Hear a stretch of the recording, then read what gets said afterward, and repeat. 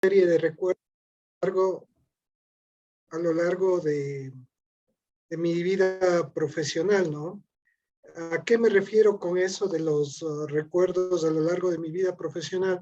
Pues cuando me topó el tema, Lorena, justamente lo primero que me vino a la memoria es cuántas experiencias he tenido con este tipo de fenómenos de la parte de la visión de la psiquiatría y la religión. Les comento un poco de mi historia. Bueno, yo ya soy médico aproximadamente 21 años y soy psiquiatra aproximadamente unos 18, 19 años. Como parte justamente del proceso de haber elegido lo que es el posgrado de psiquiatría, la especialidad de psiquiatría, fue porque empecé a descubrir eh, técnicas que están relacionadas con la hipnosis. Entonces es una de las razones por las que yo me encuentro aquí ahora, incluso es una parte y la razón realmente por la que yo me hice psiquiatra. Pero por qué me recordó absolutamente todo eso? Porque en un principio, cuando yo empecé este tema, yo lo notaba también desde un punto de vista místico, religioso. Estamos hablando que entre esos años el acceso al Internet y el acceso a la información era muy limitado y tampoco es que la información que existía era de tan buena calidad. Entonces yo tenía incluso dentro de mí muchas creencias de índole religioso, místico y sobre todo relacionado con esta tecnología, que yo para ese tiempo no lo conocía como una técnica o una tecnología. Entonces, de alguna manera, cuando empecé a usar la hipnosis en el campo de los diferentes fenómenos hipnóticos, automáticamente apareció dentro de todo el espectro del proceso de formación el hecho de lo que se informaba de la hipnosis en el Internet en aquella ocasión, que tenía mucho más que ver con técnicas de tipo esotérico, holístico, decían hipnosis espiritual, hipnosis holística, hipnosis y Los Ángeles, y no me refiero a Los Ángeles, California, por si acaso, pero de pronto también se hace allá hipnosis, pero no tiene nada que ver. Entonces, yo decía hipnosis y todo lo relacionado a espiritualidad, digo, Dios mío, es entrarse en el alma del ser humano, solía decir yo. Incluso mucho de ese proceso marcaba la diferencia desde mis creencias, o sea, que aquí hay un factor que es muy importante, que es las creencias que uno tiene con respecto a la religión y cuál es incluso nuestra religión, ¿no? Cada uno, algunas personas serán ateas, otras serán cristianas, otras católicas, musulmanes o lo que sea, independientemente de esa religión o a quien siga, pero todos de alguna manera hemos estado vinculados a un factor cultural, tanto físico como lingüístico, respecto a la religión. Más aún en un medio donde la parte de la religión forma parte, valga la redundancia, de la cultura, ¿no? Es parte de la cultura y nuestro lenguaje está muy relacionado incluso con nuestras creencias religiosas. Usamos el castellano y si nos ponemos a pensar, este lenguaje es realmente viene de la madre patria que le llaman la España. Entonces es una herencia que también al mismo tiempo, además de traernos el idioma, nos trajo una serie de nuevas creencias, una nueva cultura que conforme fue pasando el tiempo fue mixtureándose, fue cambiando de forma, fue dándose lugar en diferentes espacios y más aún introduciéndose en nuestro inconsciente colectivo.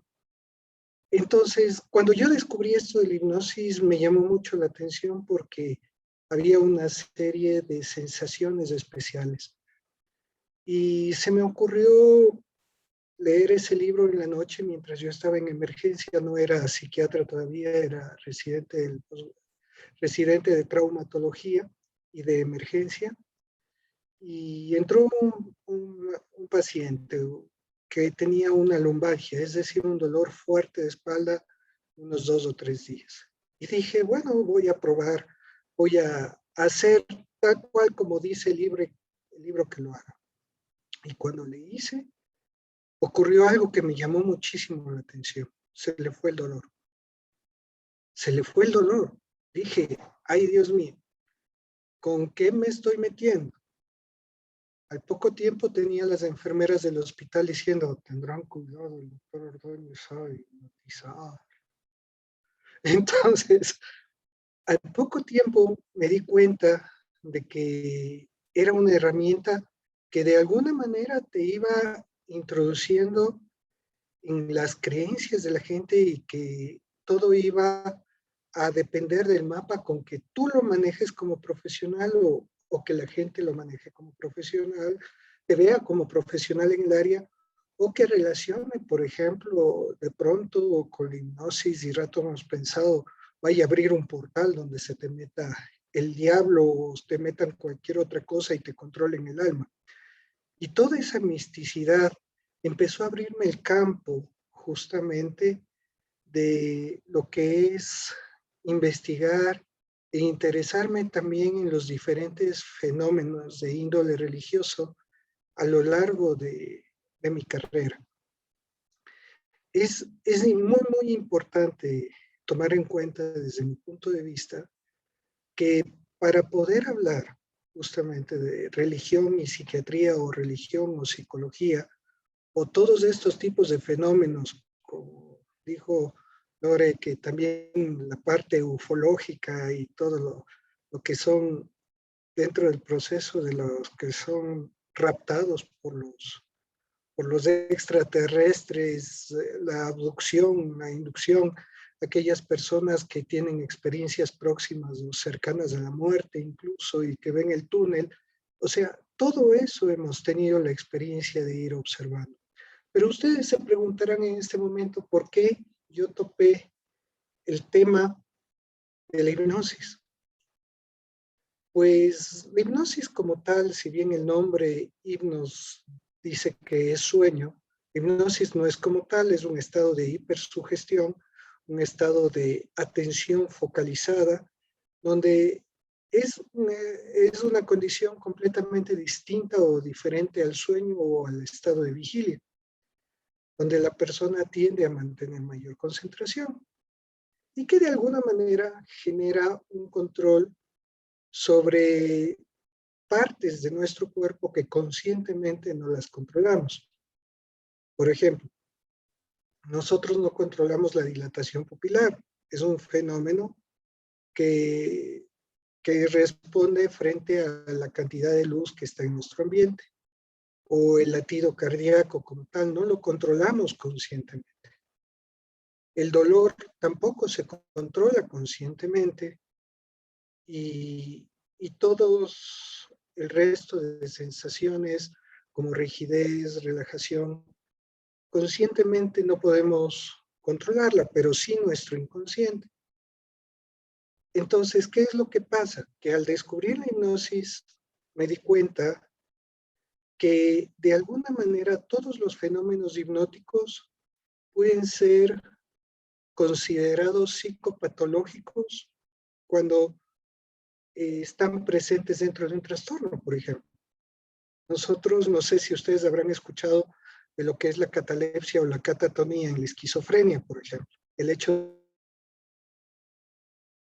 de quedarse rígidas, ¿verdad? Mucho tiempo en una sola posición. Dentro del fenómeno hipnótico tenemos catalepsia y una catalepsia que puede ser para poner a la persona entre dos sillas con el cuerpo rígido o en una sola postura, con un fenómeno que existe que se llama flexivitaseria, que es como que los dedos van cayendo y parece una estatua de cera, ¿no? Entonces, ese tipo de fenómenos hipnóticos son los mismos que nosotros también estamos viendo en la psicopatología. Podemos generar alucinaciones, podemos generar ilusiones, podemos generar distorsión en el tiempo, podemos generar despersonalización, podemos generar periodos disociativos, fenómenos disociativos. Entonces, lo que quiero decir con esto es que ese tipo de fenómenos no necesariamente en su presencia son patognomónicos o de un trastorno, sino que pueden presentarse de manera normal en nuestro diario vivir. Si nosotros vemos a alguien y esa persona nos agrada, probablemente generemos un fenómeno hipnótico de disociación. O a lo mejor no nos demos cuenta que alguien nos pasó rozando o nos pasó tocando. Entonces, empiezo justamente esto de la visión de la psiquiatría y la religión con el tema de hipnosis, más no como un tema de materia, sino como entender el fenómeno del trance. ¿Qué significa trance? Es un estado de transición, es un estado diferente del estado de conciencia.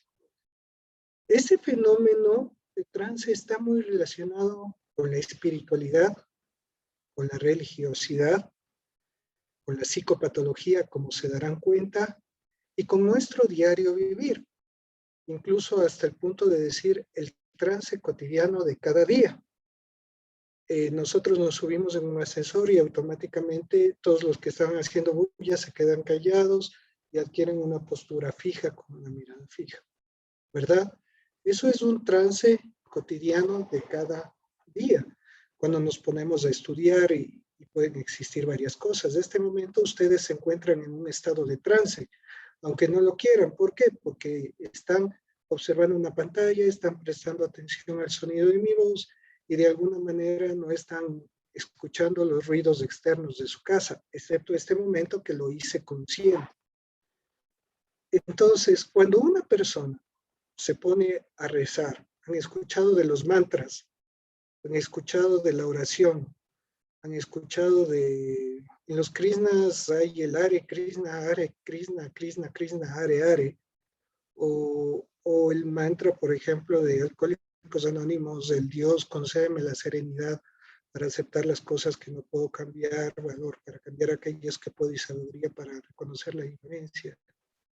O cualquier oración, el Ave María, o el Rosario, o el Padre Nuestro, o cualquier tipo de oración que sea ocupada para la religión, tiene como objetivo alcanzar un fenómeno de trance. Es decir, que estaríamos hablando que los fenómenos de trance son fenómenos naturales, pero que necesitan de alguna manera ¿qué? Necesitan de alguna manera que para hacerse presentes un cierto tipo de inducción caracterizado por un proceso de disociación.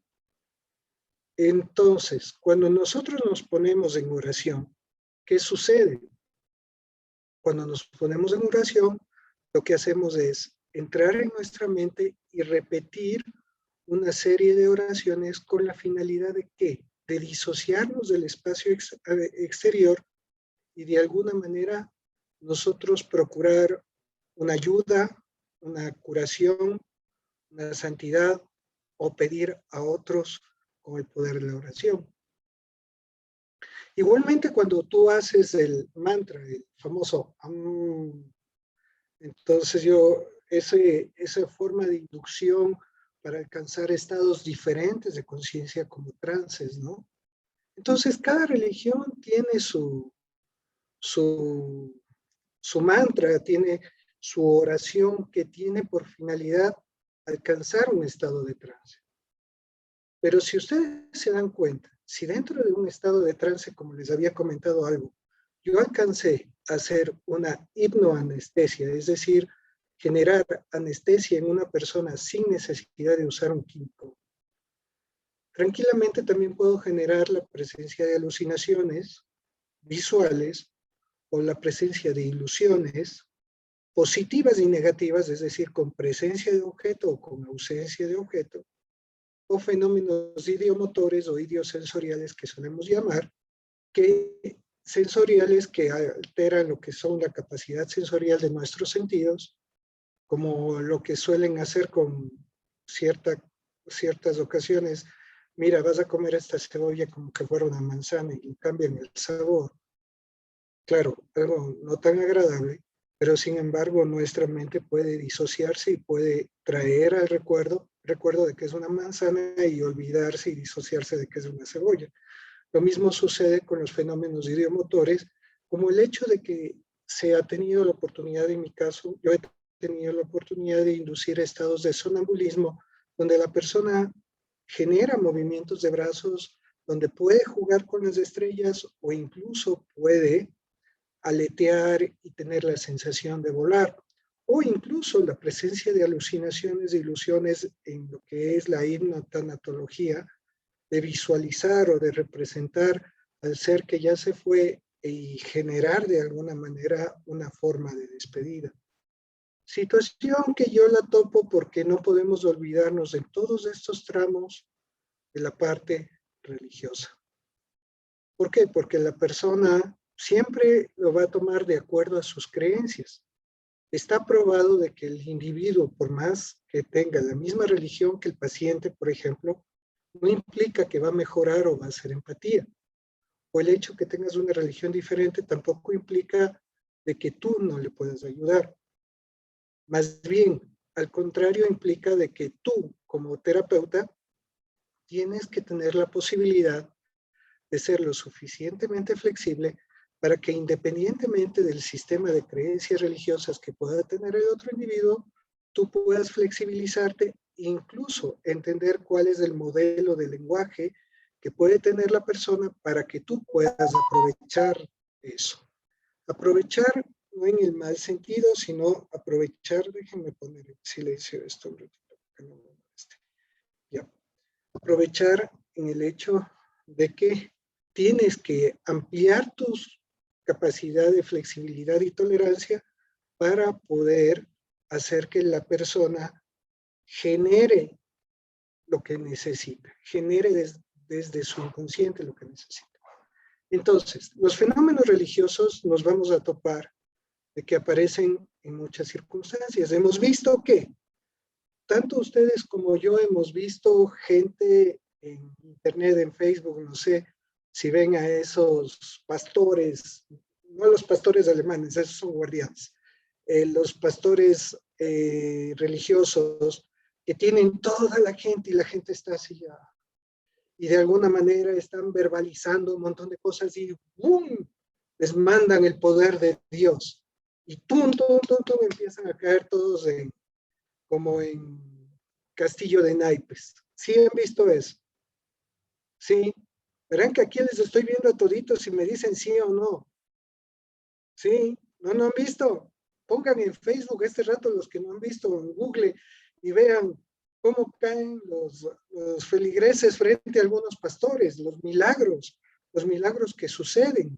Hay un video que circula también por Facebook de un maestro de algún arte marcial que les hacía así, y teóricamente iban saliendo volando todos sus alumnos y que no lo podían tocar hasta que lo pusieron frente a un luchador de MMA.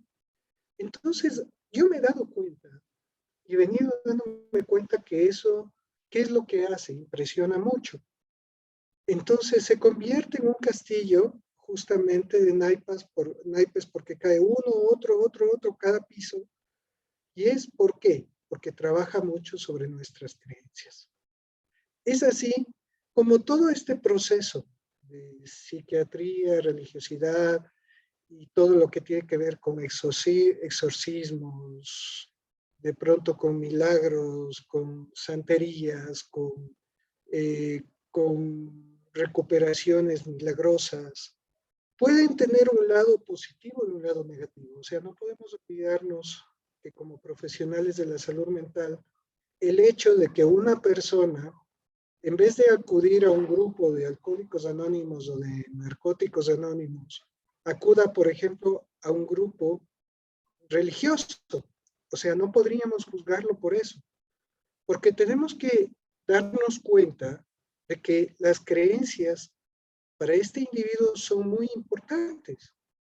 Entonces, el efecto que puede tener la religión sobre la salud mental del individuo podría ser buena. ¿Por qué? Porque puede seguir varios caminos. Uno, el hecho de que la persona necesite una serie de reglas o una serie de mandamientos para poder, ¿qué? Para poder seguir bajo un cierto control. Por ejemplo, lo que ha sucedido en pacientes con trastornos de consumo de sustancias, ingresan a un grupo religioso y rato más pensado dejan de consumir. ¿Pero por qué? Porque de alguna manera les ponen mandamientos, les ponen reglas, les hacen algún tipo de seguimiento y, a más de eso, le suman la fe. Y viene aquí de la santidad, el efecto de que la persona quiere alcanzar un nivel superior, quiere llegar al cielo, quiere hacer el bien, entonces le dan un motivo, le dan una razón de vivir. Entonces ese es el efecto terapéutico que podría tener la religión. Además de eso, se promulga la cuestión del amor, el amor propio, el amor incondicional. Ahora, eso sucede cuando se ocupa en el lado positivo, por el lado positivo de la religión, para salir de un programa. Pero la pregunta es, ¿qué pasaría si la religión, el individuo no tiene su capacidad argumentativa bien puesta y empieza a tomar literalmente todo lo que dice la parte de la doctrina religiosa? Podría empezar a tener conflictos, en cambio, a sentirse ansioso o a sentirse culpable por lo que está haciendo, el no poder alcanzar o cumplir las metas que a lo mejor estaban destinadas por Dios para él, o el hecho de que a lo mejor en algún evento pasado, por ejemplo, se me ocurre una persona en cierta edad, en cierto momento, antes de entrar a su grupo, antes de entrar a la religión, decidió abortar, se me ocurre. Y luego ingresa a un grupo religioso y aparece esto y empieza a generar sentimientos de culpa. Y en vez de ayudarle, empieza a ¿qué? A carcomerle, a generarle depresión, a generarle ansiedad, porque de pronto Dios nunca le va a perdonar, porque de pronto ella no se va a perdonar, o alguna situación por el estilo. Sí me hago entender en ese sentido. Espero que sí.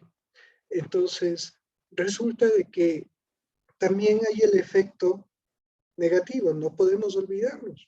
Y también viene la otra pregunta. Últimamente, y ustedes van a compartir conmigo y me ha llamado la atención, Lore, me imagino que también estará de acuerdo conmigo en algunas partes, no quiero que esté en todo, pero el hecho, yo he visto a muchos psicólogos entrando en lo que es Los Ángeles, por ejemplo, lo que es esoterismo, lo que es cartomancia, lo que es numerología, lo que es lenguaje de astros y un montón de cosas más, ¿no? Entonces, y además de eso, la religión, mezclar la religión con la espiritualidad, el hecho del yoga, el hecho de la trascendencia. Entonces, no estoy diciendo que esté mal, en lo absoluto no me lo vayan a tomar. Creo que todo lo que pueda ser útil para el paciente y eso genere un cambio propositivo y positivo para la persona es útil, ¿no? Pero hemos visto un aumento del auge de lo que son técnicas de espiritualidad relacionadas también con manes, el manejo de los chakras, independientemente de las creencias, también tiene mucho que ver con el manejo de la espiritualidad y la salud mental. Lo que las personas de eso es sosiego, es generar tranquilidad, es generar paz. Es por eso que el mundo no necesita de curadores, sino necesita de sanadores. ¿A qué me refiero con esto? La diferencia entre curar y sanar es abismal, porque el curar llegas, solucionas algo y ya se va. El sanar implica de que así no puedas curar, tú puedas hacer que el individuo lleve una mejor calidad de vida. Por eso es que el valor de la parte de la psicooncología es bastante útil. O el manejo, por ejemplo, de generar experiencias incluso eh, próximas o cercanas a la muerte. No sé si han escuchado las temas o cercanas a la muerte, que son de individuos que han sufrido traumas muy grandes y que de alguna manera muchos regresan con la visión del túnel brillante donde se han topado con Dios, se han topado con ángeles o regresan cambiados en su personalidad o en su misión de vida. En un paciente, por ejemplo, con cáncer suelen ocupar este tipo de experiencias, pero inducidas con sustancias, entre esas el LSD, que tienen por finalidad de generar este tipo de experiencia próxima o cercana a la muerte que puede generar un cierto grado de tranquilidad y sobre todo un mejor morir, es decir, un morir mucho más tranquilo.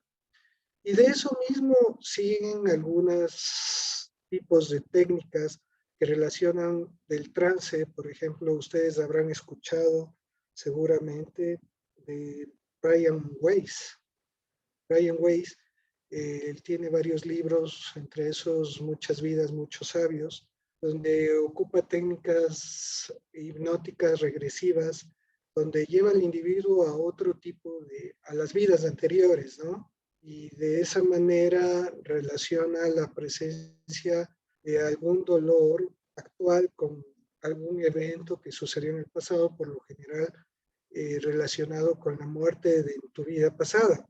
Tuve también la oportunidad de experimentar varios ejercicios de ese tipo y era bastante interesante. Alguna vez había una chica que tenía un dolor de rodilla, hice una regresión a vidas pasadas, entre comillas, por favor no lo tomen literalmente porque, bueno, yo no soy creyente de las vidas pasadas, pero sin embargo sí las considero como unas metáforas, pero mucha gente prefiere creerlas como una prueba de reencarnación y no hay ningún tipo de evidencia científica al respecto.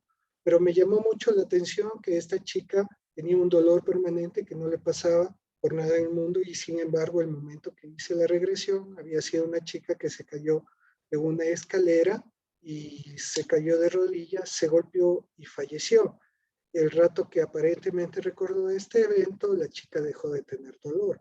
Entonces, cosas como esas son ocupadas y aprovechadas por la religión, son aprovechadas en lo que es el hecho de generar mucho más sosiego, tranquilidad o incluso llamar mucho más la atención de la gente. Voy a hacer una pausa en este momento para dar oportunidad a algunas preguntas antes de continuar con mi monólogo. No sé, Lore, si damos un espacio, ¿te parece? Claro que Como sí. quien calma a la loca de la azotea que está con muchísimas ideas. Claro que sí. No sé, chicos, chicas, si tienen alguna pregunta, algún interrogante. Si no, bueno, igual yo sí tengo una y doy paso a los estudiantes también, ¿no?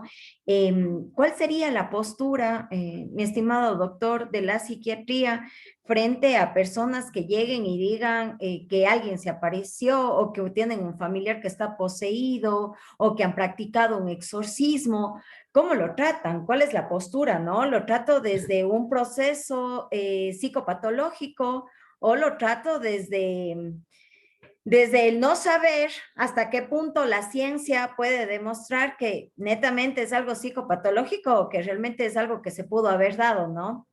¿Cómo lo tratan? Bueno, otra vez, ahora sí yo hice una regresión personal en mi vida profesional porque tengo 3 eventos realmente que sucedieron al respecto. Recuerdo alguna ocasión que estaba en un hospital, no voy a decir el hospital ni la ciudad, pero rato más pesado estaba atendiendo unos pacientes y llegaron unas personas y tum, tum, tum, tum, la puerta, así, angustiados, tum, tum, se escuchaba un golpe en la puerta bastante angustiado.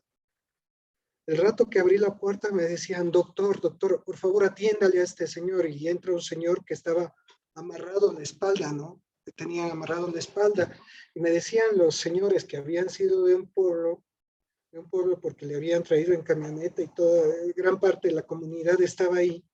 Me dicen, doctor, realmente le traemos a este señor porque hasta hace una semana el señor estaba haciendo milagros, estaba hablando de Dios, estaba hablando de todos los santos, era una persona muy buena, muy tranquila, y de una semana acá cambió de comportamiento, empezó a tornarse irritable, agresivo, dijo de que estaba poseído por el demonio y que tenía que comerse mujeres vírgenes, literal, o sea, entre comillas de eso, porque eso es lo que dijeron. Entonces, obviamente a mí me llamó la atención y dije, bueno, mientras estaba hablando de ángeles y de Dios, ¿qué es lo que sucedía? La población no le llamó la atención, pero el rato que nombró a Lucifer y al demonio, ese rato se asustaron y ahí sí dijeron, no, esto no está bien, esto ya no es normal. Dicho y hecho, lo llevaron, lo atendía a este paciente y realmente era un paciente con un trastorno afectivo bipolar. Entonces, aquí hay que tomar en cuenta que muchos de los trastornos, sobre todo en la bipolaridad o en los trastornos de pensamiento o en la esquizofrenia o en los trastornos delirantes hasta de tipo místico, pueden estar presentes el hecho justamente de las fluctuaciones de ánimo, o sea, las ideas delirantes de tipo grandilocuente, megalomaniaco, se caracteriza por presencia de síntomas psicóticos, alucinaciones auditivas, en ocasiones alucinaciones visuales que acompasan a ideas delirantes de tipo místico que pueden hacerle pensar a la persona que es un santo, un elegido de Dios. Recuerdo un paciente con esquizofrenia que decía, oiga doctor, no quiero salir de mi habitación. ¿Por qué? Decía yo, es que si yo salgo va a acabarse el mundo, va a venir el Armagedón. Y de alguna manera tuve que decirle, a ver, apostemos. Tuve que hacerle una apuesta. ¿Qué pasaría si es que le saco de la habitación y no pasa el fin del mundo? Entonces cambia la idea delirante y dice, no, pues que ya hablé con Dios y dijo que no iba a pasar nada. Entonces, es un tema que hay que tratar con muchas pinzas. Por lo general en la consulta nos vamos a topar con personas que piensan de que le hicieron mal, que le ojearon, que le hicieron algún daño, que le hicieron alguna brujería. Eh, la gente lo que menos quiere aceptar o entender en ocasiones que la persona a veces tiene este tipo de cuadros clínicos y los ven desde el punto de vista religioso. La epilepsia, acuérdense muy bien de la epilepsia, sobre todo la epilepsia del lóbulo temporal. El paciente con epilepsia del lóbulo temporal puede estar actuando normalmente en este momento. Y rato hemos pensado, ¡pum!, se desconecta y empieza a tener alucinaciones, visiones, pueden ser de tipo religioso, puede percibir un aroma dulce o un aroma suave de flores, como un aura, se llama aura, o sea, antes de la crisis, y luego se disocia y entra en una especie de estado de trance, donde empieza a ver todas estas imágenes. Y luego, incluso en ocasiones cambia la voz, y luego regresa. Entonces, esto es visto muchas veces por las personas alrededor. Primero le traen al sacerdote del barrio. Si el sacerdote no le cura, le traen a un pastor. Luego le llevan a un grupo de oración, le hacen imposición de manos. La idea es generar el sosiego a través del exorcismo. Entonces, tenemos que tener mucho cuidado porque, por lo general, tenemos que ser muy respetuosos de las creencias religiosas de las personas. Otra ocasión tuve yo, por ejemplo, una experiencia con un grupo de muchachos hace muchos años que habían jugado a la Ouija en el colegio y dentro de esos juegos de Ouija hubieron como tres poseídos. Entonces me llamaron a emergencia del hospital y mientras yo llegaba a emergencia del hospital, eh, vi que habían estado las enfermeras con velas, otras personas rezando, y en la cama yo encontré a una chica, y esta chica le preguntaba el nombre, y ella básicamente cambió de voz, ¿no? Decía, todavía me acuerdo el tono de voz. O sea, realmente algo espeluznante, hasta a mí me asustó, porque yo para ese tiempo todavía estaba un poco novel en la situación de lo que son posesiones demoníacas. Era mi segunda vez que había visto algo así. Oh, es que me ves. Así algo espeluznante. Pero, sin embargo, ese rato me di cuenta que trastornó todo el ánimo del, del sitio. Pero después de hacer una investigación más exhaustiva, obviamente la persona lo que hizo es un estado de tipo disociativo, conversivo, que fue debido al alto nivel de estrés. Era una chica que tenía una violencia familiar muy fuerte, abandono de parte del padre que se había ido a Estados Unidos, y cuando le solicité el electroencefalograma estaba alterado y tenía una epilepsia del lóbulo temporal. Entonces, ¿qué exorcismo hubiera funcionado ahí? Chuta, no sé. Pero en cambio, si la familia viene y dice, doctor Ordóñez, quiero llevarle un exorcismo, son sus creencias, ¿no? O sea, con que no deje la medicación o con que no vayan a hacerle tortura, vayan a jalarle dedo por dedo, fracturarle los dedos de los pies, meterle aguja entre las uñas. Bueno, hay que respetar las creencias. Doctor, ¿será que le puedo llevar a hacer una limpia? Llévele. Si quiere una sucia también le puede hacer, no hay problema.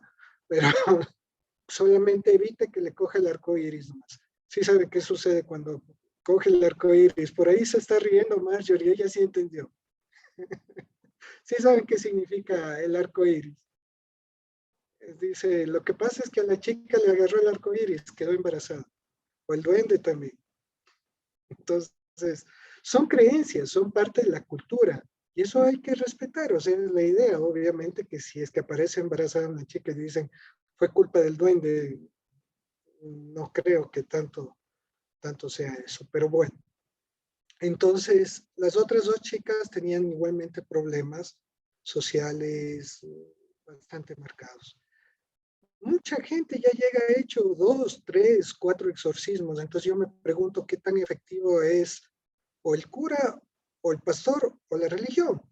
Y yo no creo que sea eso, sino más bien estamos hablando de una escala mucho más profunda que hay que respetar, y son los niveles de creencias de los individuos. Entonces, nosotros como profesionales no podemos debatir las creencias de los individuos. Si el individuo todavía piensa de que a lo mejor un ataque epiléptico es una posesión demoníaca que dura pocos minutos, o una epilepsia del lóbulo temporal, o un tumor cerebral que puede también simular, o un estado de delirium se llama, o de delirios, por consumo de sustancias donde tienen visiones de tipo religioso o de tipo demoníaco, tenemos que respetar también las creencias, o sea, tenemos que manejarnos en ese frente. Y además, también no toda creencia significa religiosa marcada, significa la presencia de una idea delirante. A veces forma parte de la doctrina del grupo al que pertenecen. Entonces, como profesionales tenemos que tener la flexibilidad suficiente, ¿no? Y ojo, por favor, lo que ven en las películas es una película, no es la realidad. Por favor, o sea, no es la realidad. Acuérdense de que la realidad supera la ficción en realidad, porque te asusta mucho más porque es real, pero no con los niveles de ver la película que más detesto desde chiquito, El Exorcista, porque me llevaron a ver a los 13 años en el colegio todavía, donde tenía clases de matemáticas después de ver la película y se me quedaba en la mente la cabeza de la chica dándose vueltas. Anatómicamente imposible, hasta para el demonio más grande, porque el rato que se tuerce el cuello de esa manera, se rompe el cuello y se muere. Y al demonio no le sirve nada muerto ese rato. No sé si me hago entender, Lore, en ese sentido. No sé si hay alguna otra pregunta. Sí, yo tengo una pregunta. Sí, ¿quién que no la veo? ¿Dónde Paola. está? Paola, mucho gusto. José.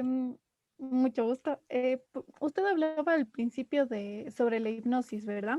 Y hablaba de estos casos de las vidas pasadas o que los síntomas se relacionaban con algunos sucesos de la vida anterior. Esto se podría relacionar con casi un El poco los karma. inicios del psicoanálisis. Pero ahí mostraban que uno, no todas las personas son hipnotizables y otro que habían personas que al despertarse de la hipnosis no se curaban o no llegaban como que a eliminar estos síntomas. Entonces, ¿cómo se explica que en algunos sí y en otros no? Porque se supone que se dejó la hipnosis por esto mismo. Estimada Pau, una pregunta, no cierre el micrófono. No cierre el micrófono, por favor. Una pregunta. Y perdóname si soy atrevido. ¿Ha estado enamorada alguna vez? Sí. ¿Y usted es hipnotizable o no? No sé, no lo he probado. ¿Ha tenido novio? Sí. Entonces sí es hipnotizable, o sea, realmente cayó en un estado de trance. Eso es trance, o sea, Sigmund Freud no era un buen hipnotizador primero. Segundo, ubiquémonos en la época. O sea, si hablamos de la televisión de los años 70, con la maravilla que tenemos en este momento, todos somos youtubers. O sea, podemos hacer programas. Ahorita estamos haciendo un programa desde mi casa, estamos hablando en grupo. O sea, la tecnología cambia con el tiempo. Y Freud no conocía lo que conoce ahora. Si es que usted ve a Freud como hipnotista y quiere empezar la hipnosis por ahí, para mí está mal. Pero en cambio, si lee a Milton H. Erickson, que fue psiquiatra, que es el redescubridor de la hipnosis, se va a dar cuenta que todo es hipnosis. Se va a dar cuenta que estar enamorado es hipnosis, que es un estado de transición, no es una hipnosis como tal, sino es un estado de transición, de hiperfocalización, a tal punto que si es que uno, como cuando hace el uso de un fenómeno hipnótico, puede hacer que la persona, incluso en ocasiones, llegue a perder la sensibilidad y le pueda clavar agujas. En cambio, un proceso autohipnótico a través de yogas, de maestros yogis, pueden clavarse agujas y pueden no sentir el dolor. Y si ustedes se dan cuenta, cuando hay un paciente con trastorno límite de personalidad, cuando se corta, tienen fenómenos sugestivos que generan hipoalgesia. Entonces, un buen orador, un buen motivador, un buen profesor, una persona que le deja pensando, en el fondo está usando técnicas hipnóticas de manera inconsciente. Entonces, quedarse con Sigmund Freud, solamente ajústese en la época. Solo ajustes en la época, además ajustes en la evidencia. La palabra hipnosis es el problema, pero si digo técnicas conversacionales para generar cambios, el uso de la metáfora, el uso de la analogía son técnicas hipnóticas. Este momento, esta conferencia ha sido sustentada en muchas técnicas hipnóticas, sobre todo el uso de historias, analogías y metáforas. ¿Por qué? Porque así es como enseñaban los antiguos y por lo tanto eso queda en el inconsciente del individuo y llega con más facilidad y por más tiempo. Y más aún llega al inconsciente, porque muchos de ustedes habrán estado visualizando, trayendo imágenes, recuerdo y asociando con sus propias creencias, ¿no? Entonces, digamos que Freud se quedó atrasado para esta época, el 2021. Gracias. Dome, adelante. Ahora esas técnicas son ocupadas por los sacerdotes, por otros profesionales y cantantes, porque si es que ustedes se dan cuenta, y algún rato les invito a ver a Blind Guardian cantando Valhalla, él llega un momento en que les pone en estado de trance hipnótico a toda la gente y no dejan de aplaudir. Incluso termina la canción y ellos siguen cantando y siguen repitiendo el coro. Eso es un estado de transición, es un estado hipnótico. Entonces, no se cierren porque comprender el estado de trance nos va a ayudar a conocer los movimientos de las danzas tribales de los africanos con los tambores, la sincronización de los tambores. ¿Por qué la danza de los indios apaches alrededor del fuego? ¿Por qué el manejo de simbolismos, el manejo de mitos? ¿Por qué el uso de diferentes tipos de arquetipos y el uso del inconsciente colectivo a través de la publicidad? Otra cosa es que nos venden la idea de que si Freud, que hizo hipnosis, no le sirvió, no sirve a nadie. Eso no es cierto. Y créanme que el que menos conoce a Freud soy yo.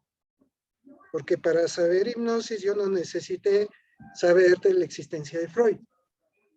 Lo ocupaban incluso antes, probablemente Moisés, probablemente Jesucristo, cuando contaba sus historias, sus metáforas, sus analogías, cuando hablaba del hijo pródigo, son historias que enseñan.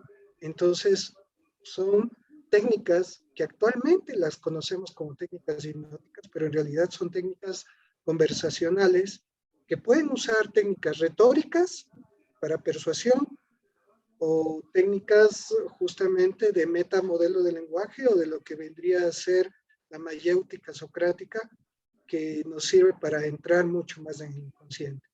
Entonces, sí, recomiendo abrir la mente a esas posibilidades, no quedarse enfrascados en el criterio probablemente de una sola óptica, ¿no? Es como la religión. Todos tenemos diferentes creencias y cada uno nos funciona esa creencia de acuerdo a nuestra necesidad. Algunos serán más religiosos, otros menos religiosos, unos serán más dogmáticos, otros menos dogmáticos, algunos pondrán en práctica y otros simplemente dirán, me voy a esta religión para poder hacer lo que yo quiera, porque me da más flexibilidad. Muchísimas gracias, mi Dome, adelante. Buenas Doménica, noches, ¿dónde está? Ahí está Doménica, mucho gusto. un gusto también. Bueno, mi pregunta va orientada un poco a la modalidad de tratamiento que se podía dar en un caso de lo que anteriormente usted nombraba y, bueno, hablaba de los delirios causados por sustancias. Yo conocí un caso de un hombre más o menos de unos 32 años que consumía DMT, la sustancia DMT, diariamente. Y bueno, yo conversaba con él y obviamente él estaba como fuera de sí. Él entablaba una relación de 3 minutos. De Dextro. El DMT es la sustancia que supuestamente como una, bueno, yo había averiguado, como una droga, la droga más fuerte que hay, que incluso nosotros la segregamos naturalmente cuando vamos a morir y cuando nacemos. Es por eso que hay personas que dicen que vuelven de la muerte y dicen que vieron la luz y hablaron con Dios y vieron a sus familiares muertos y este tipo de cosas es porque comienzan a segregar DMT naturalmente. Creo que es como que lo segregan de la médula, no, de la glándula pineal, perdón. La glándula pineal lo hace naturalmente. Ahora, el DMT es una sustancia que se encuentra en la raíz de la ayahuasca de manera natural, pero Es un la han logrado, alucinógeno. ajá, la han logrado como sintetizar y ahora hay como algo químico.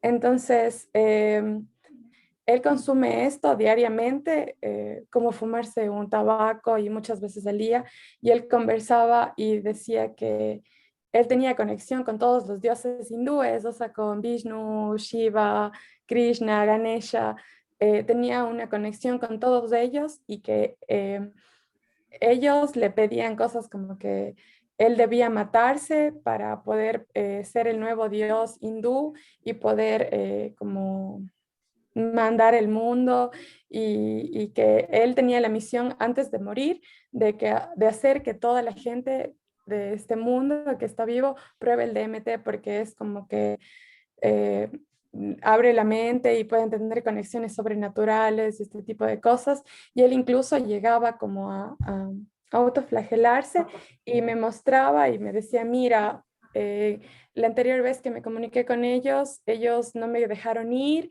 y tenía como dedos marcados en los brazos, pero así, y era verdad, él me mostró los dedos y yo obviamente llegué a pensar que él mismo fue el que se causó eso para poder, no sé, cómo hacer más creíble su historia, tanto para él como para la gente que hablaba.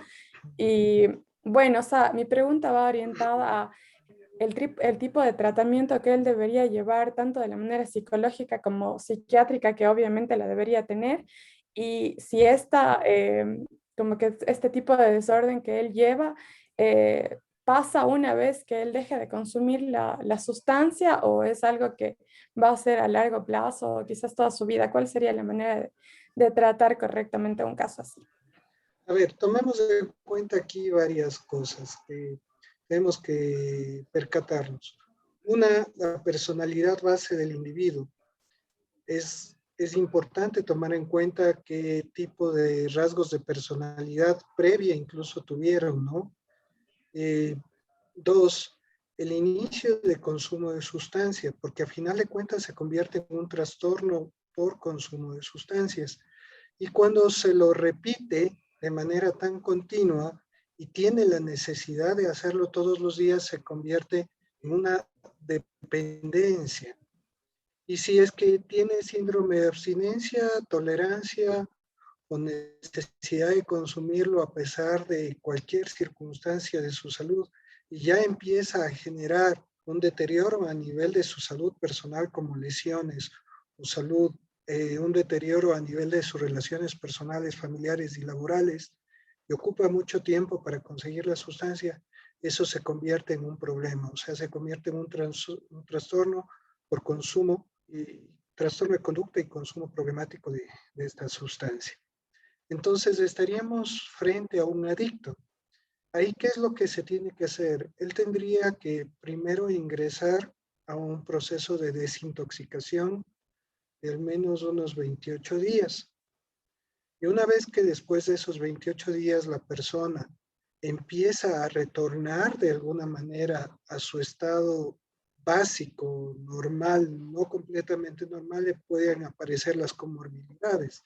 Puede hacerse mucho más visible el trastorno de personalidad, o puede hacerse mucho más visible un trastorno comórbido como una depresión, como una bipolaridad, o incluso como una esquizofrenia, porque tomemos en cuenta que la dopamina es la sustancia que se incrementa muchas veces en este tipo de sustancias que genera la presencia de alucinaciones e ideas delirantes muy parecidas a la esquizofrenia, ¿no? Entonces, sí se necesita eso. Tomemos en cuenta otro detalle, también el tiempo de consumo, porque es diferente una persona que consume por primera vez a una persona que consume por muchísimos años. Acuérdate que mientras más siga consumiendo y mientras más siga teniendo los efectos y le agraden los efectos, o empiece a generar un sistema de creencias sustentado con la sustancia, va a ser mucho más difícil salir de ese proceso. ¿Por qué? Porque el tratamiento tendría que ser dirigido a romper creencias que son mucho más profundas, y la creencia religiosa, la creencia espiritual es la que está mucho más arraigada. Entonces a veces no nos queda nada más que desintoxicar, eh, ver hasta qué punto se puede llegar, de pronto ocupando el mismo sistema de creencias de él, de parte de la religiosidad, de esta visión mitológica hindú que tiene, entender de qué se trata y vincularse a un lenguaje similar para generar algo de contradicción y de esa manera sacarle de ese estado. Pero sin embargo no estamos muy dispuestos a hacer absolutamente eso, ¿no? Mejor manejamos terapia cognitivo-conductual o manejamos algún tipo de terapia de cualquier tipo de escuela con la finalidad de generar más bien un cambio de creencias. Pero el hombre pasa en un trance químico constante, o sea, es un trance hipnótico inducido por sustancias donde alucina, donde visualiza y que empieza a mezclarse con sus creencias, con lo que quiere ver, probablemente mezclar con lo que lee o con lo que vio o con lo que estudió.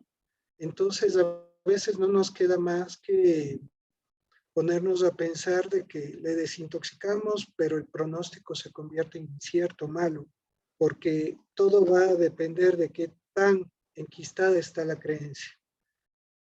Es importante entender eso. Entonces, ningún proceso terapéutico es específico. Aquí vendría a ser el que más funcione. Y él está consumiendo la sustancia más por diversión, más que ponerse en contacto con los dioses y todo lo demás. Entonces, probablemente sus actos disociativos están debidos a consumo de sustancias. Lo ideal sería un internamiento prolongado, pero lamentablemente tiene que ser voluntario.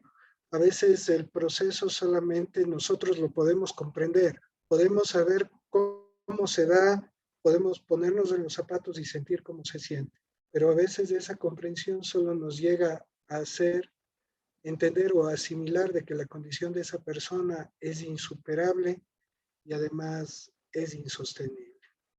No sé si pude responderle, Don. Sí, está clara la pregunta. Tal vez en estos casos reciben algún tipo de medicación por los delirios. Claro, si es que hay un cuadro delirante psicótico, lo que hay que trabajar es sobre ello. Pero por lo que genera un grado de conciencia y si le resulta agradable, probablemente no lo va a continuar al tratamiento, excepto que tenga lo que se llama un mal viaje y genere realmente miedo, pánico, temor, o sienta que rato hemos pensado ese cuadro psicótico sin necesidad de sustancia. Ya, ok, entendido. Muchas gracias. ¿Ya? Erika, adelante. Ya, buenas noches, doctor. Buenas noches con todos. Bueno, mi pregunta va Hola, dirigida Erika, mucho gusto. mi pregunta va dirigida a cómo funciona a nivel psicológico las personas que tienen estigmas, así que ya se va a la corporeidad de una persona, entonces así no esté bajo ningún efecto, ningún alucinógeno ni nada por el estilo. Bien, los estigmas son un fenómeno que puede ser de tipo también, ¿no? Tomemos en cuenta de que hay varias enfermedades de tipo somático que se incrementan con el estrés. Por ejemplo, la psoriasis, que es un problema dermatológico que aparece en la piel, que pasa el tiempo y va generando una salida de sangre, ¿no? Es como la vela, se va raspando y quedan unos puntitos de sangre. Los estigmas también podrían ser considerados como una forma de somatización del problema. Ya pueden ser autoinducidos en la mayoría de manera inconsciente, como el hecho de pellizcarse o el hecho de lastimarse o incluso hasta el hecho de cortarse. También como los fenómenos hipnóticos cuando se inducen como la hipnoanestesia, se ha visto de que altos niveles de estrés pueden generar, por ejemplo, el hecho de llorar sangre, ¿no? El hecho de llorar sangre. Personalmente no he querido comprobarlo. En realidad no he querido hacer la prueba de algún estigma o el hecho justamente que a través de la sugestión pueda generar una persona la presencia de ampollas tan solo con la visualización de ver cómo se está quemando una parte de su cuerpo. Teóricamente podría darse. Digo teóricamente, no lo he probado, ni tampoco, soy honesto, me daría curiosidad. Ahora, de los estigmas va a depender tanto de las creencias religiosas. Acuérdense que hablábamos de que también el proceso de la oración es un proceso de trance hipnótico, de autosugestión, y que puede generar una serie de fenómenos hipnóticos que aparentemente no podrían ser explicados por la ciencia. Entonces, para el estigma como tal, no tendría mayor respuesta y eso sí no me he topado con un caso, excepto con el de algunos santos. Listo, doctor, muchas gracias. ¿Ya? Muchísimas gracias. Erika, una pregunta.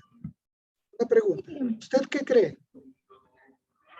Yo, en lo personal, o sea, sí, yo también creo que es algo del inconsciente que uno se puede autolesionar porque hay muchas personas que precisamente por las creencias de Dios llegan hasta el punto de imitar la icónica crucifixión de Jesús. Entonces, o sea, por ese lado se creen mucho, exageran por ese lado, digámoslo así, ¿no? Creo que sonó mal decir exagerar, pero bueno, más o menos así, que en su religión que se llegan a autolesionarse inconscientemente y después como que dicen yo soy tocada por Dios o algo por el estilo, entonces eso es lo que yo creo, ¿no? O sea Es que es algo del inconsciente. muy interesante y ahorita me hizo acuerdo justamente de una paciente que tuvo trastorno de doble personalidad, donde una personalidad se hace presente y anula absolutamente la otra personalidad. No sé si han escuchado. Recuerdo alguna ocasión esta chica había tenido una crisis de esas donde cambiaba en la noche su forma de vestir, incluso de hablar, su forma de creer, sus pensamientos, sus creencias, como que se transformaba en otra persona. Y cuando regresaba la persona en sí, o sea, a la conciencia aparentemente actualmente, porque como estaba disociándose en ocasiones encontraba escritas y se asustaba porque encontraba escritas palabras con Yeleda en el brazo. entre esas malas palabras como la que empieza con P y termina con A.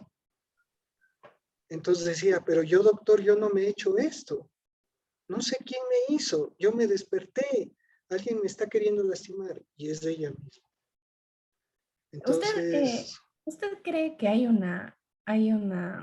un parecido, una relación entre el trastorno de bipolaridad y el estigmatismo? trastorno límite de personalidad sería mucho más apropiado más que la bipolaridad. O sea, las personas con trastorno límite de personalidad tienen a automutilarse y esconden sus mutilaciones, ¿sí? Esconden las lesiones, entonces a veces podrían estar relacionados más bien con este tipo de fenómenos. Ya, listo, Gracias doctor. por preguntar, Eric. Igualmente, muchas gracias. Israel, adelante. Buenas noches, doctor. ¿Dónde está Israel? Que no lo veo. Israel. Disculpe por la cámara, es que tengo el internet muy Ah, lento. dígame, Israel, ¿en qué le puedo servir? Ya, nos explicaba sobre esos ejemplos de personas que tenían un dolor y que luego de estas experiencias espirituales se curaban. Bueno, entiendo yo que eso se explica por alguna especie de efecto placebo, pero me preguntaba cuál es o hasta qué punto es factible el uso de este tipo de tratamientos que están como más basados en creencias que otra cosa o como la homeopatía. ¿Hasta qué punto se puede utilizar este tipo de tratamientos, si bien respetando las creencias de todos, como usted decía, pero, por ejemplo, si una persona tiene cáncer y quiere curarse con miel, con limón o algo así, ¿hasta qué punto de verdad se puede respetar esta creencia y no proceder con un tratamiento médico? Gracias, Israel, por la pregunta. Yo creo que si una persona tiene cáncer y está queriendo hacer eso, yo soy de la idea que lo haga, ¿no? Yo soy de la idea que lo haga porque a final de cuentas puede ganar mucho y puede mejorar su calidad de vida, aunque sea por efecto de su gestión o placebo, ¿no? Si se siente cómoda haciéndolo, que lo haga. Eh, con respecto, a ver, se me fue la idea del otro tema. Hágame acuerdo, Israel, que me enfoqué en este tema. ¿Cuál era la otra idea? Se me fue Sí, la idea. sí, de estas experiencias espirituales que tenían las personas que luego se curaban. Ah, ya. Ya, estas experiencias espirituales se refiere a las regresiones, Israel, a las regresiones Sí, a vidas pasadas. Ya, es el mismo tipo de fenómeno que se puede dar con psicoterapia el momento de asimilar o el momento en que el ser humano quiere encontrar una causa, una razón. Hay veces que las personas pasan buscando cuál es la causa de las cosas. Encuentran y teóricamente hacen una especie de catarsis y sucede esto, sobre todo con los trastornos de tipo somático conversivo, ¿no? El hecho de, el hecho de no sentir un hormigueo en el brazo y no hay ninguna causa biológica. Y se comete el error de decir, no, todo está en tu mente, tú estás mal, tú estás loca, tú estás loco. O sea, ya te han hecho tantos exámenes. Los seres humanos tendemos a somatizar los dolores. Acordémonos de que basta con pensar en que van a tener examen con dolor y ya se ponen nerviosos y algunos terminan con colon irritable. Se me ocurre. No, no creo que sea así. Ya van a ver, ya les voy a dar una recomendación ahora para que les estrese más. Entonces, entonces ahí va a generar mucho más somatización. Entonces, realmente si estamos viendo de que no existe una causa orgánica, y está bien el movimiento y no hay una justificación, podríamos estar pensando en un cuadro conversivo. Pero la gente por lo general necesita expresarlo de alguna manera que no les permita, es mi punto de vista, que no les permita asumir la responsabilidad como tal, sino derivar a una causa externa. Y entre esto puede ser un evento simbólico sucedido en el pasado o un evento simbólico representado en su mente, ¿no? Entonces, de alguna manera, todos los seres humanos somos seres que tenemos capacidad de tener la posibilidad de generar una serie de creencias que a final de cuentas pueden ser contradictorias y generar una somatización. Por eso es que decimos cuando hay una fibromialgia, un dolor de cuerpo, que la depresión duele. O sea, cuando una persona le duele todo el cuerpo, a veces está deprimida. Dice, pero si le duele el cuerpo y le da antidepresivos, es porque probablemente la depresión le está generando este tipo de somatización.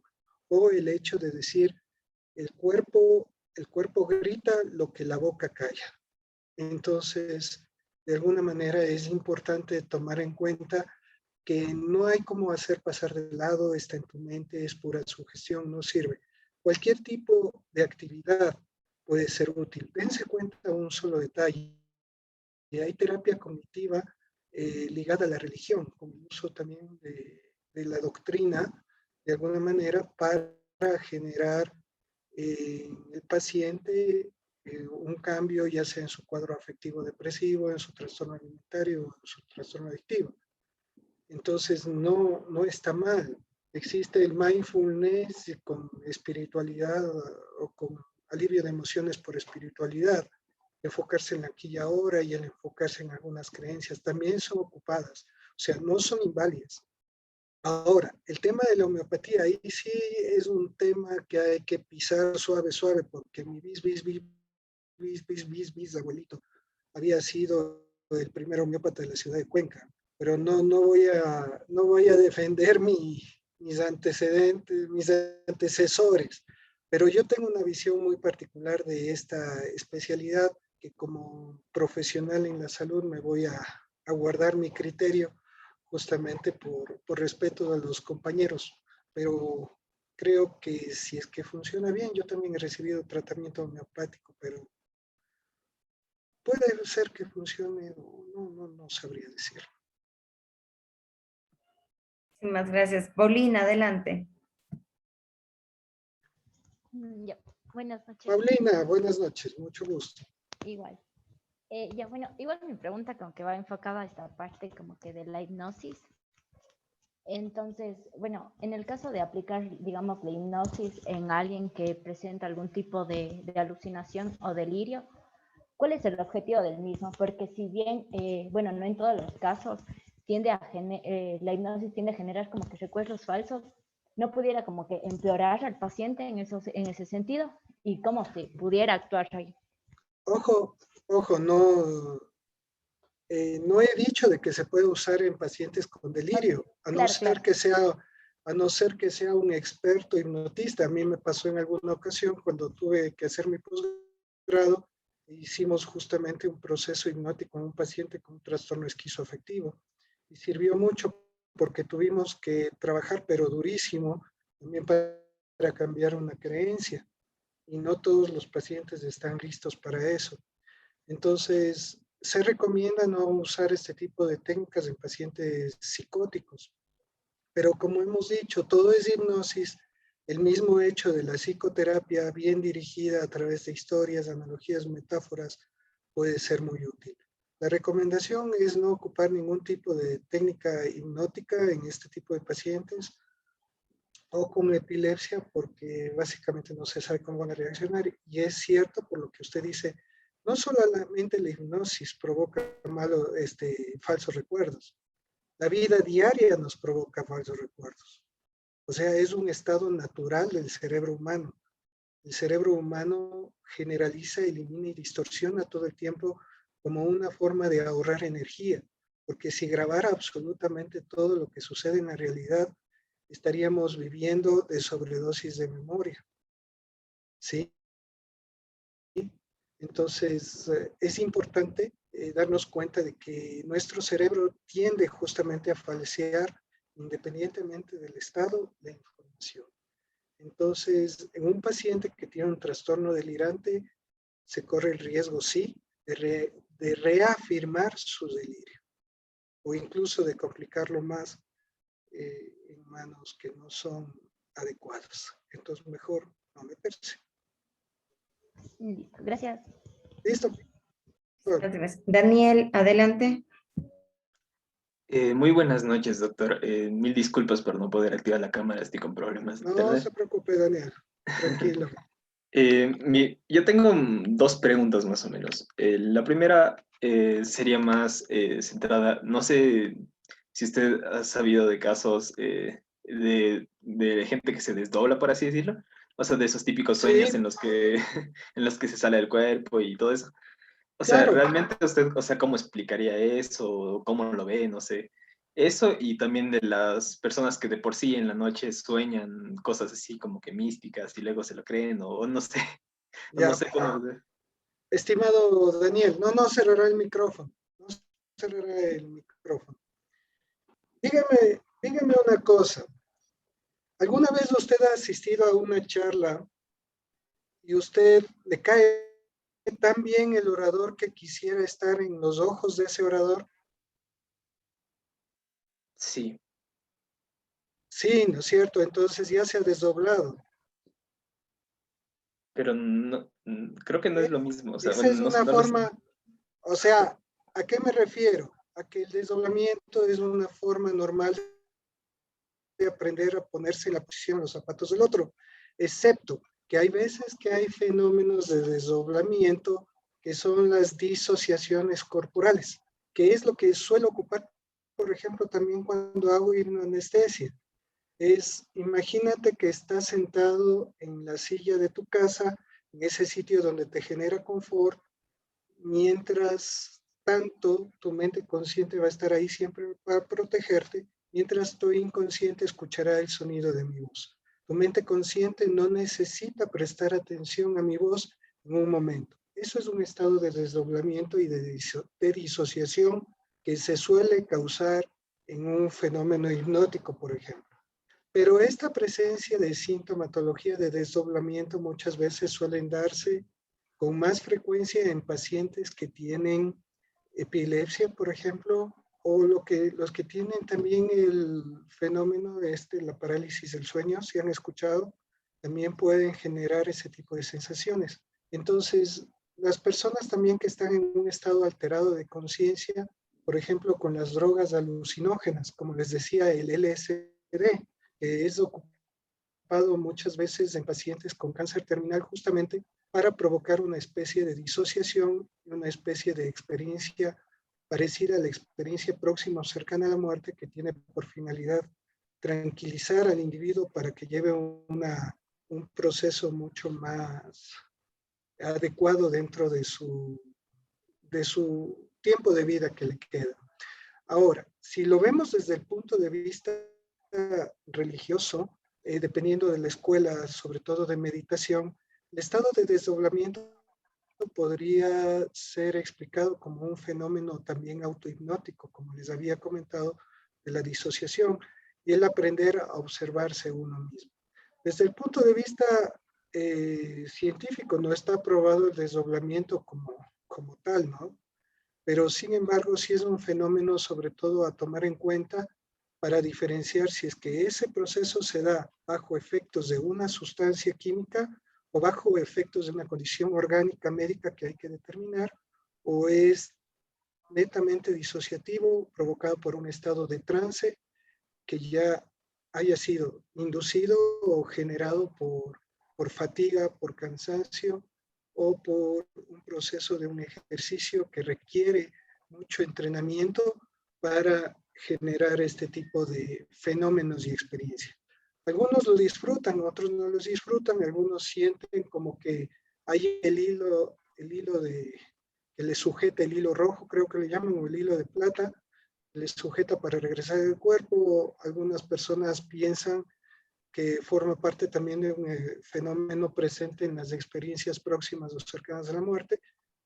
No me atrevo a decir que no existe o que es completamente patológico, porque el hecho de que no exista explicación clara no quiere decir que no exista tampoco, ¿no? Entonces, a lo mejor se hubiera podido creer de que la levitación era imposible hace algún tiempo y ahora tenemos magnetos que la provocan. Entonces, es importante tener una postura abierta, no cerrarse, pero sin embargo, la explicación desde mi punto de vista profesional es que la disociación puede presentarse básicamente en ese tipo de eventos. La pregunta acerca de los sueños místicos o los sueños místicos religiosos.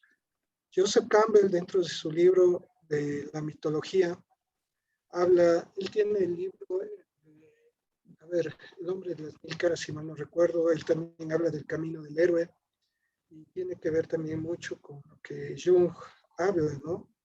Y yo tengo una concepción más que de crítica.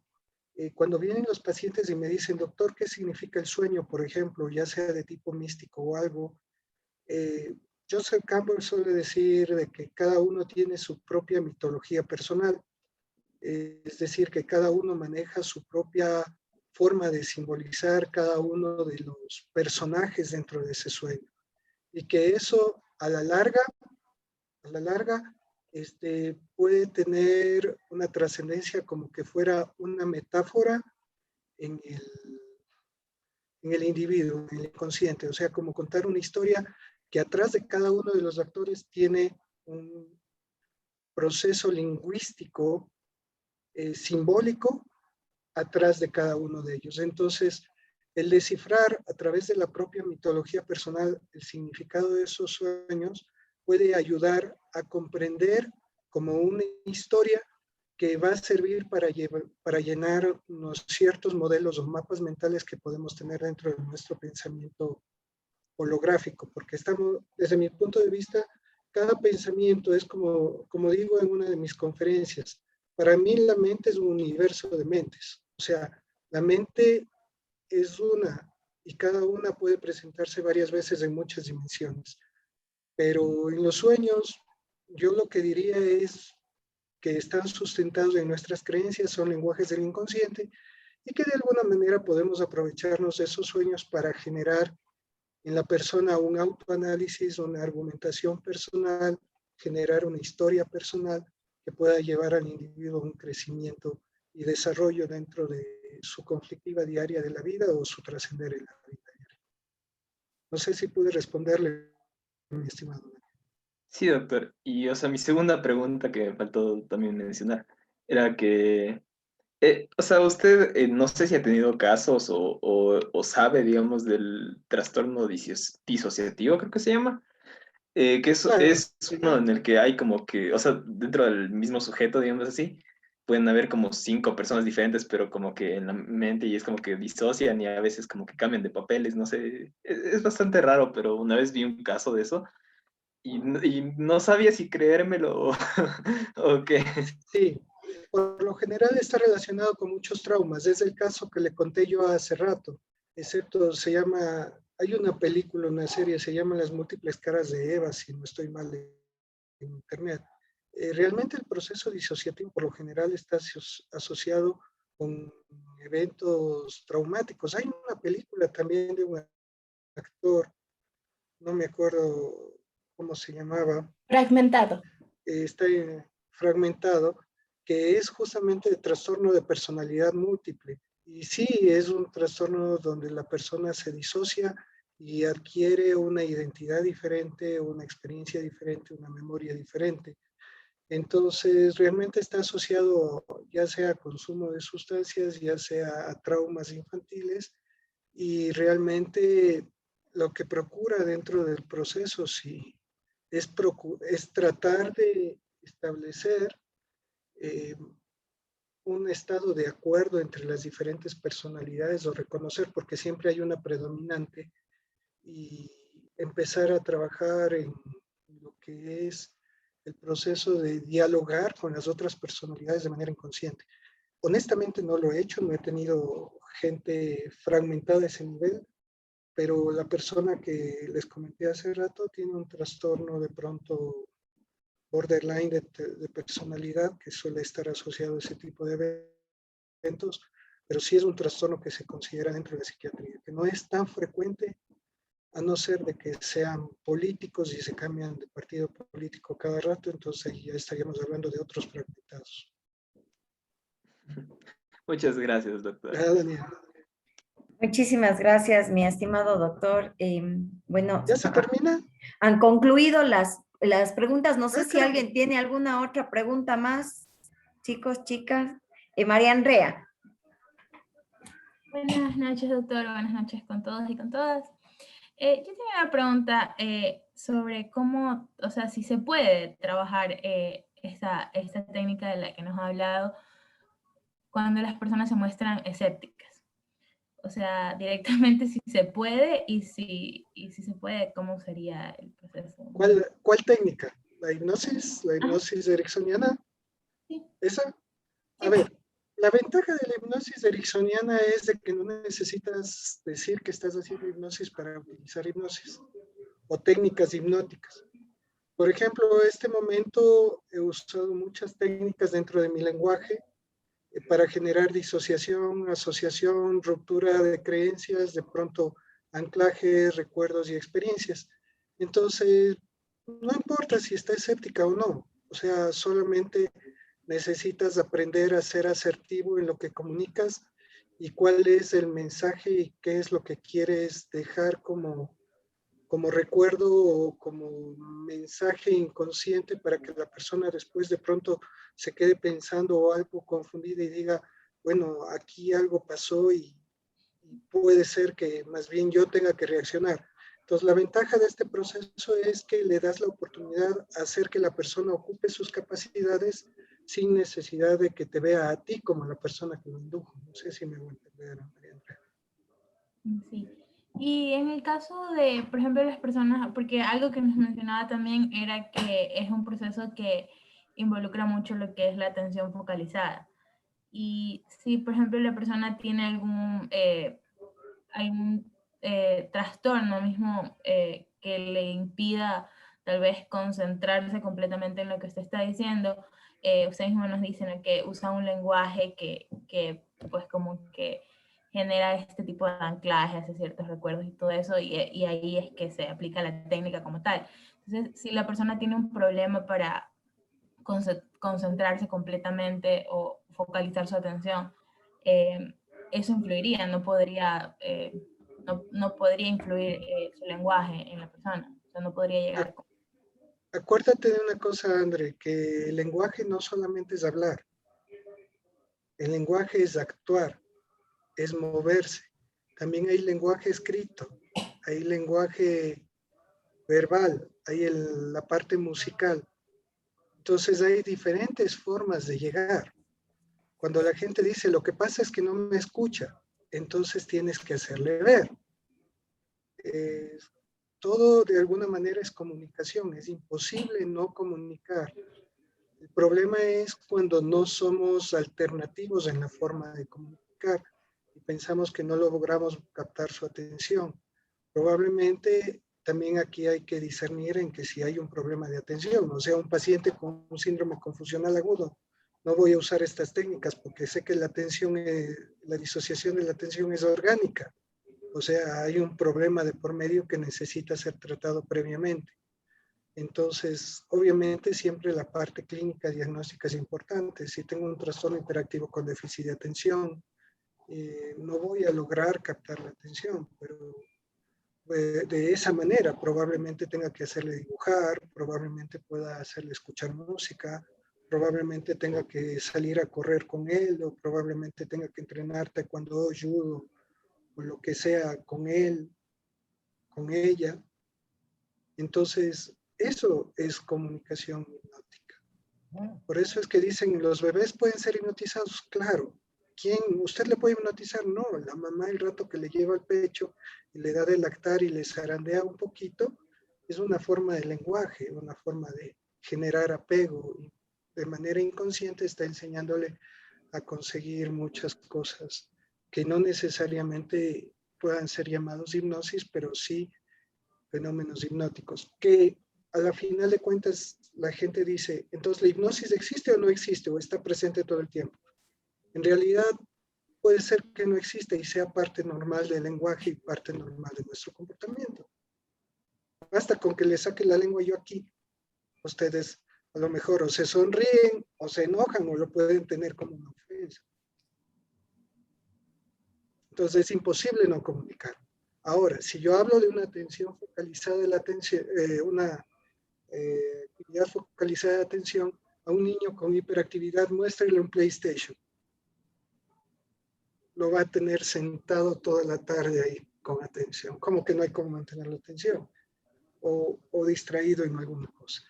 Usted dése cuenta y algún rato a un muchacho que esté jugando PlayStation horas, le diga, pásame la galleta, se va a levantar automáticamente, no va a dejar de ver la pantalla, le va a pasar la galleta, se va a sentar y después de un rato usted le pregunta, ¿me pasaste la galleta? Y va a decir, ¿cuál galleta?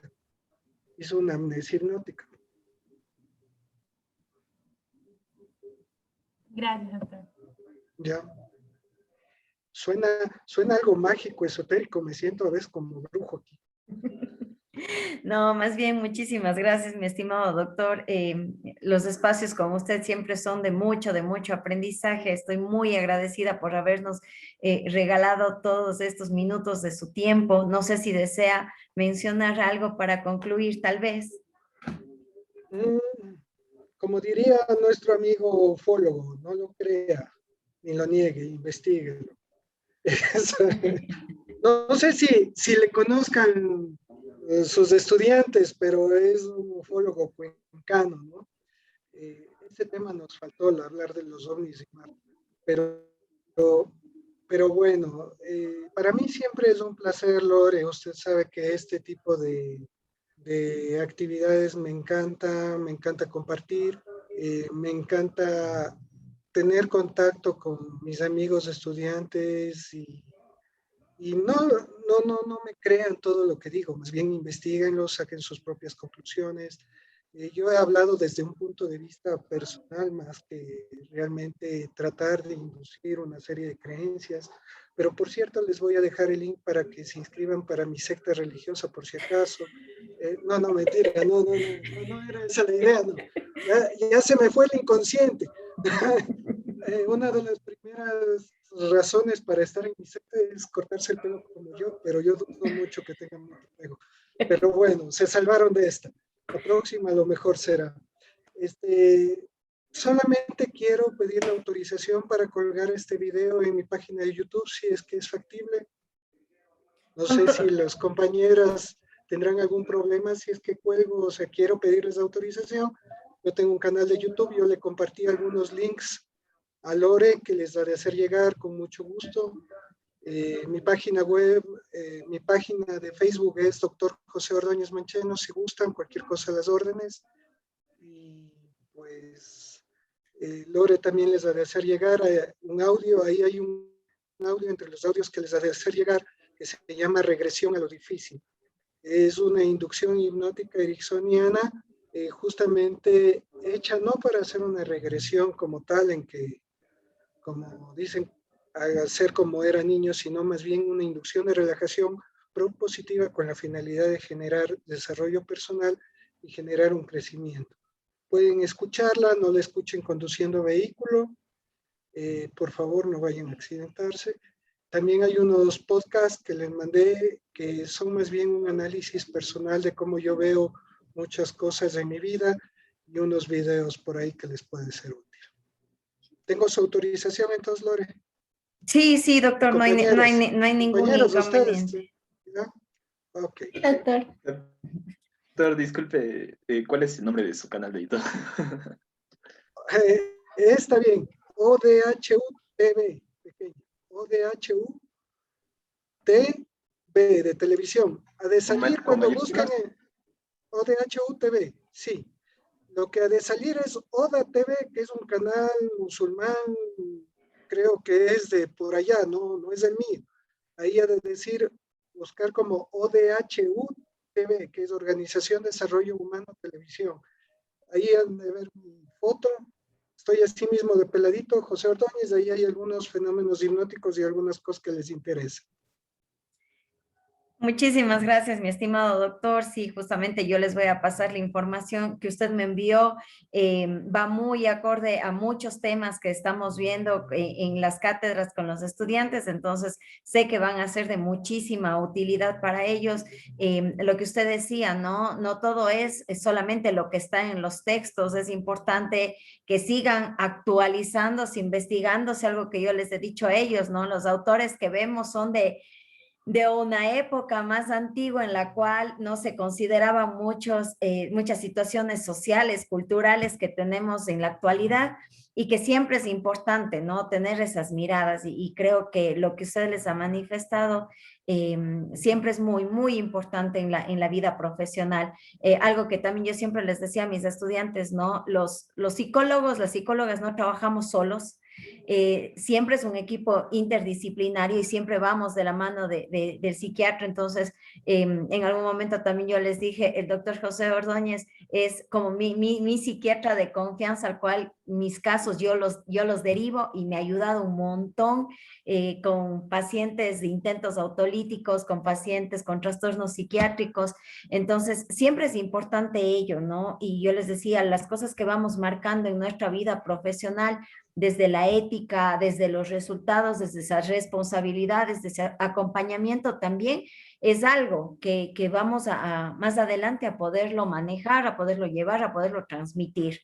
Entonces, muchísimas gracias, doctor, por este espacio. Espero que en algún momento podamos ya tener como un espacio presencial donde los chicos y chicas puedan vivir algo que en algún momento, cuando yo era estudiante, también lo pude vivir con usted en el tema de hipnosis y que sería para mí hermoso que los chicos también lo puedan experimentar, lo puedan vivir, ¿no? Muchísimas gracias, Doc. Muchísimas gracias, placer, chicos. Un gusto a todos. Un fuerte abrazo. Y que les vaya muy bien. Hasta la próxima. Gracias.